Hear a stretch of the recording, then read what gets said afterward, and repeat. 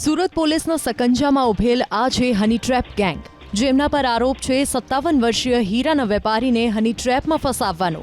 હની trap ગેંગની એક યુવતી પહેલા તો હીરાના વેપારીના સંપર્કમાં આવી અને બાદમાં વેપારીને ફોન નંબર લઈ શરીર સુખની ઓફર કરી હતી।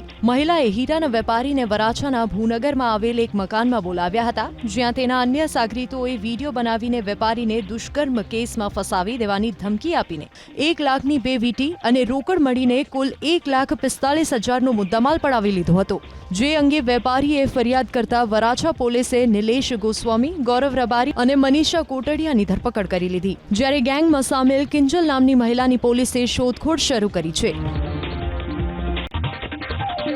સુરત પોલીસના સકંજામાં ઉભેલ આ છે હની ટ્રેપ ગેંગ, જેમના પર આરોપ છે 57 વર્ષીય હીરાના વેપારીને હની ટ્રેપમાં ફસાવવાનો। હની ટ્રેપ ગેંગની એક યુવતી પહેલા તો હીરાના વેપારીના સંપર્કમાં આવી અને બાદમાં વેપારીને ફોન નંબર લઈ શરીર સુખની ઓફર કરી હતી।